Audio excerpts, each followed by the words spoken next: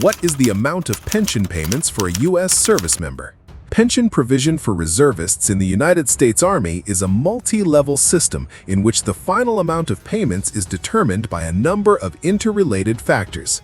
Among them are the total length of military service, the date of initial entry into the armed forces, membership in a particular pension system, as well as the nature of the duties performed, whether the serviceman served exclusively in the reserve or was periodically involved in active duties.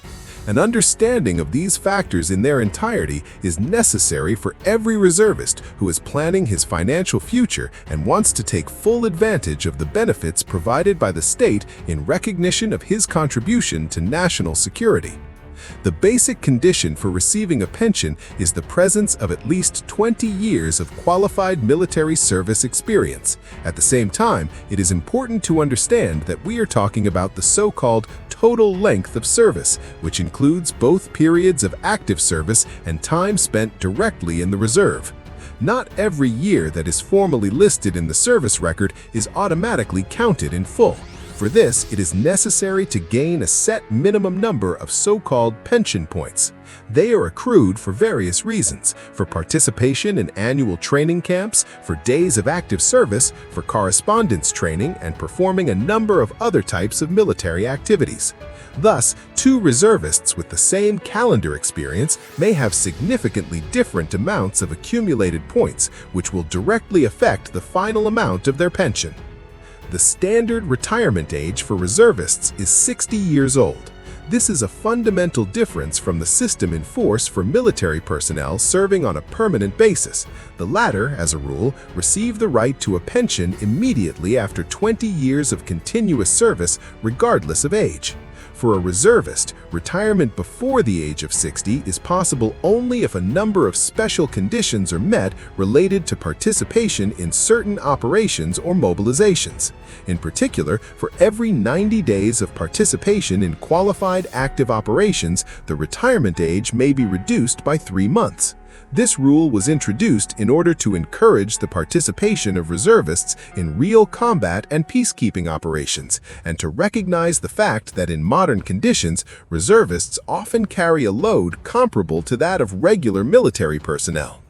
As for the direct pension calculation mechanism, it is determined primarily by which pension system the serviceman belongs to. Historically, the system known as Legacy or High 3 applies to those who joined the armed forces before January 1, 2006. Its key feature is that the base for the calculation is the average base salary for the last 3 years of service, hence the name High 3. The annual pension amount is calculated by multiplying the number of years of service by a factor of 2.5% and by the average earnings. Thus, for 20 years of service, a serviceman receives 50% of his average salary for the last 3 years, and for 30 years, 75%. In relation to reservists, this formula is modified. Since they do not serve permanently, the final coefficient is calculated not just based on the number of calendar years, but on the basis of accumulated pension points divided by a certain divisor.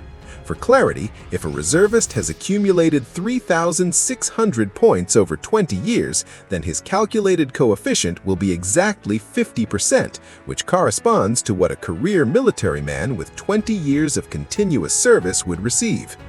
The blended retirement system, introduced for those who joined the armed forces after December 31, 2017, is a fundamentally different design, combining elements of a traditional pension with a funded component.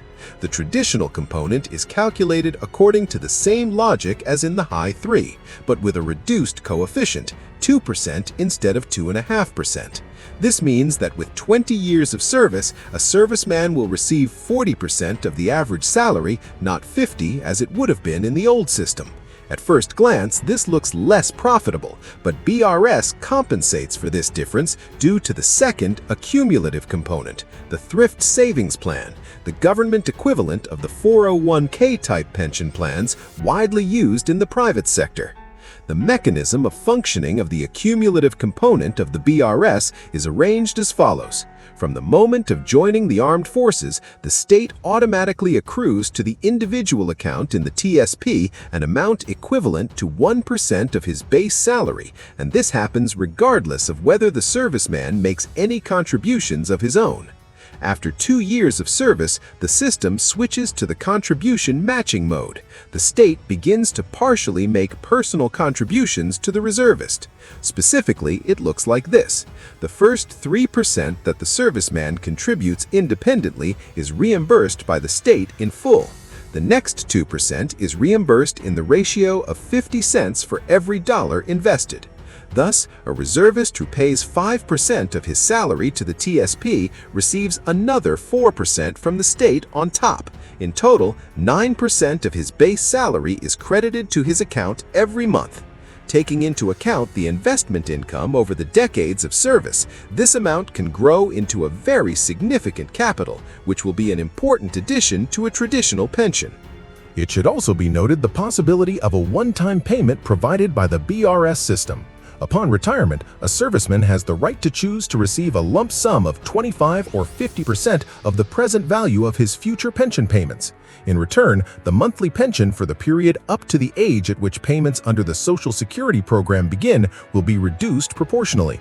This tool can be useful to those who, at the time of retirement, feel the need for a large sum to pay off debt obligations, invest in a business, or solve other financial problems. Both pension systems, High-3 and BRS, provide for annual indexation of payments adjusted for inflation. Adjustments are made based on changes in the Consumer Price Index, which protects pensioners from depreciation of their incomes in the face of rising living costs. The only difference is that under the BRS, indexation in the period up to the age of 62 is carried out at a small discount, 1 percentage point lower than the official inflation rate, whereas after reaching this age, the pensioner switches to full indexation.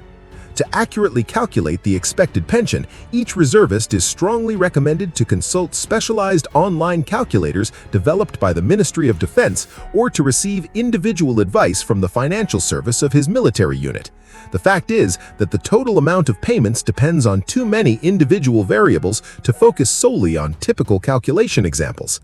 It is also important to apply for a pension in a timely manner to the department where the serviceman served last, since it is responsible for processing and calculating payments. Pension provision for reservists is not just a financial instrument, but also a tangible expression of the social contract between the state and those who have combined civilian life with military service for years, preparing to defend the country at any moment. What do you think about this?